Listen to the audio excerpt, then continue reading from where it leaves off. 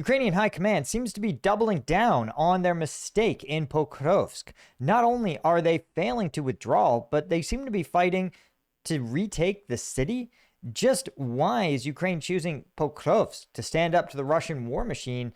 And what's a better strategy that they could pursue? I'm Paul, U.S. Army combat veteran. Let's talk about it. Okay, so Pokrovsk, to remind you, is not a great situation, right? And remember, this may look like a fairly robust corridor through which one can withdraw, but bear in mind, guys, in the era of drone warfare, if you are within about 10 kilometers of the front line, Ukrainian and Russian forces can absolutely blanket the area in essentially unstoppable drones. This is a huge problem for, well, a variety of reasons, but essentially it represents the ability to cut off logistics. And so this 10-kilometer stretch from the apex of Russian advances, really 8, may look like a robust corridor, but look, there's only a couple of roadways that allow passage through this area. And so if you are one of the Ukrainian forces fighting a far distance away from this corridor, again, let's say 10 kilometers or 6 miles away in the village of Suky Yar, you need to be able to move 6 miles across some open terrain and pass through this this is probably the most watched place maybe on all of planet Earth right now, given the number of drones in the air in this area. Let me see if I can find a viral video video on Reddit where it showed the scale of the fiber optic cables crisscrossing Pokrovsk. It's on another level.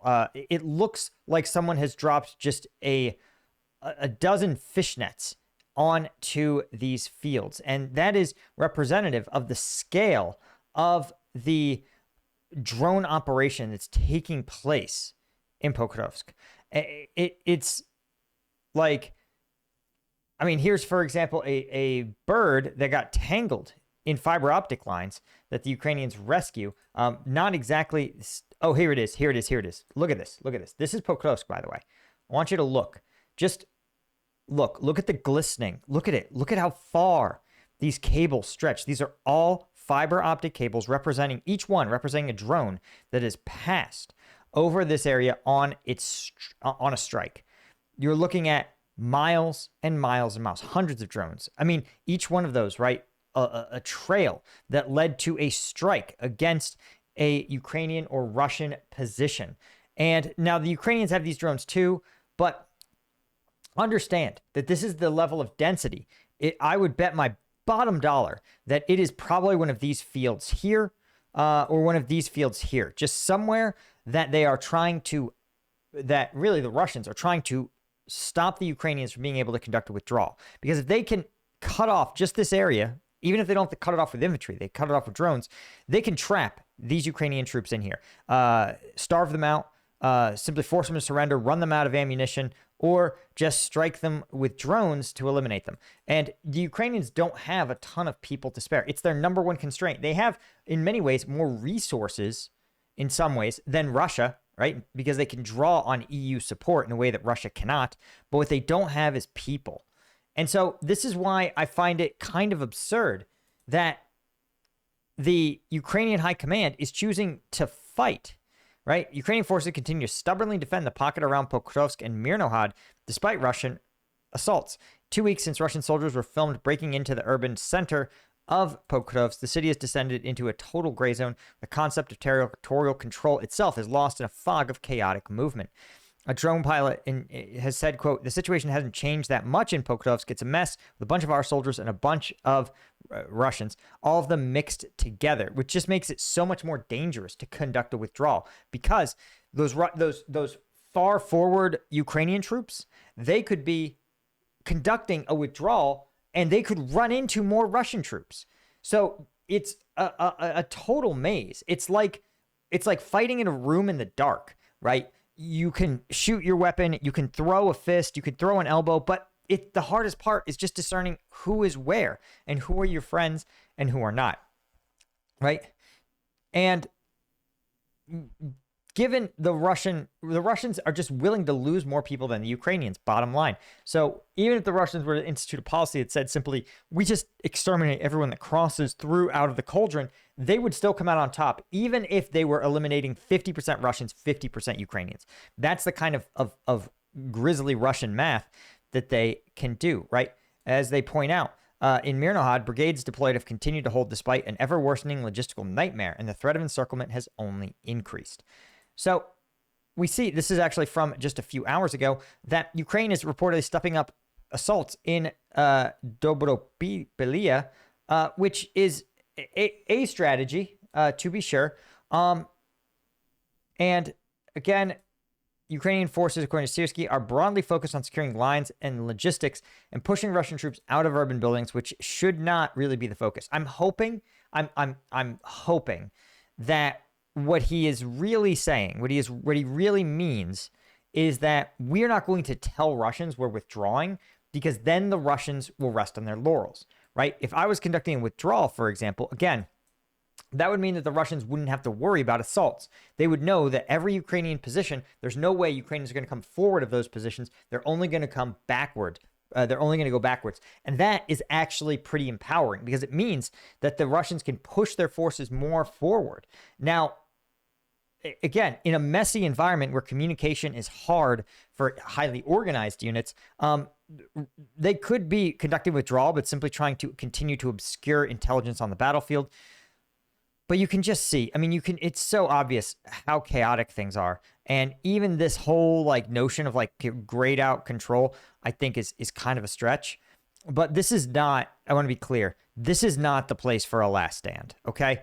Yes, I understand that moving your defensive lines to places like Vodiansk or Belitsk, or just kind of these open fields here, are tough.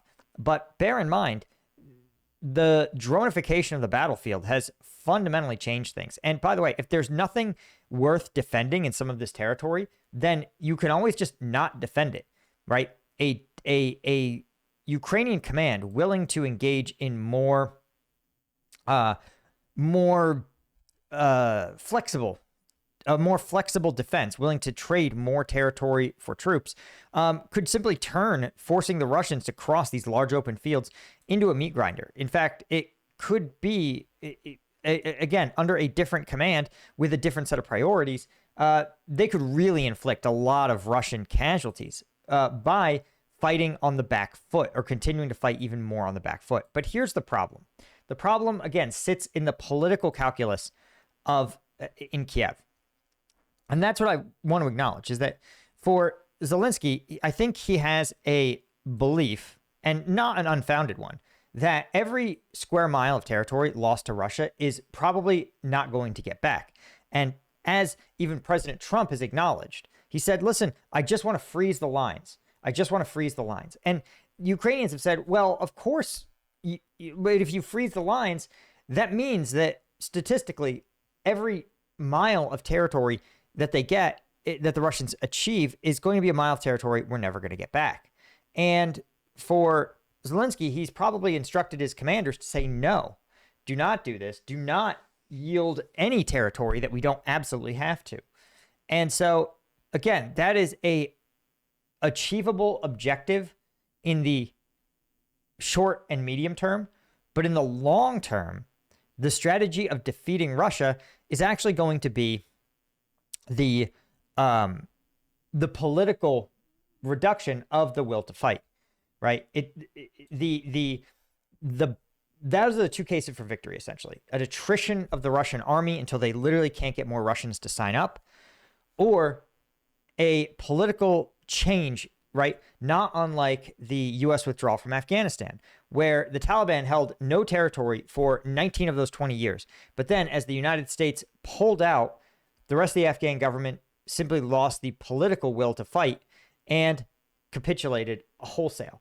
And so that would be the sort of political win, to sit there and get Russia to say, hey, Moscow has a new person in charge of it. They're going to blame the entire war on Putin, and they're going to just unilaterally withdraw troops, right? That's how the Soviets lost in Afghanistan. And that, I think, is to me, the better strategy to winning this war. But again, Zelensky says that Russia's, assault on Pokrovsk is aimed not only at battlefield gains, but at shaping a political narrative designed to pressure Western partners into forcing Ukraine to surrender the Donbas, right? In a briefing attended by the Kiev Post, Zelensky said that Moscow needs to, quote, needs to seize. They're calling Pokrovsk a city. Bear in mind, guys, there is nothing left of Pokrovsk. It is not a city and will probably never be restored as a city. But he's saying it's to promote the narrative that the Russians, can allegedly take Donbas and to call on Western countries to force Ukraine to give Donbas to Russia, essentially confirming what we believe, which is that he has a territorial focus. And by achieving, the conquest of the Donbas, that Russia's probably never going to willingly surrender it. Again, I think this is a short-term strategy for a short and medium-term strategy that is laudable, but I don't know if it reflects a long-term path to victory. Again, Zelensky said that he believes Russia is using the situation around Pokrovsk to influence international decision-making, particularly sanctions policy. It can affect the push for sanctions or the delay for sanctions. Russia is very afraid of strong U.S. decisions, but the story about Pokrovsk, they want to show success on the battlefield. Again, I think that